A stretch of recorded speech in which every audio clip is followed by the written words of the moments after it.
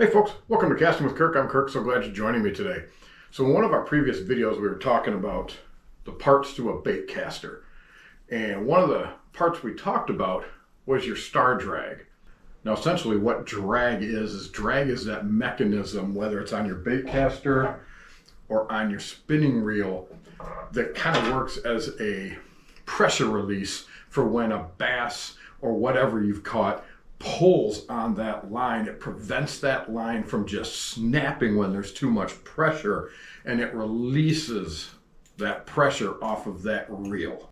When set correctly, allows you to properly fight a fish. Now, say you are out bass fishing and you're using 12-pound test line. Now, what that is that's how much force it would take to break that line. That line should stand up to 12 pounds worth of pressure. So say you got a 4-pound bass, you got 12-pound line, shouldn't be an issue getting that bass into the boat. Now, when you're using a spinning reel and say you've got 6-pound test line, you catch a 4-pound bass. If your drag is set too tight and that fish goes and jumps, or it just makes a lunge in a different direction, that force behind it can snap that line.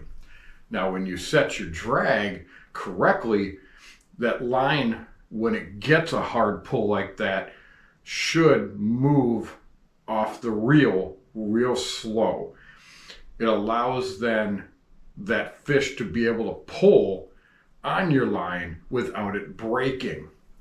Now, to properly set this on a bait cast reel, you're going to tighten up your drag, not all the way. With your reel engaged, you're going to grab some line and pull.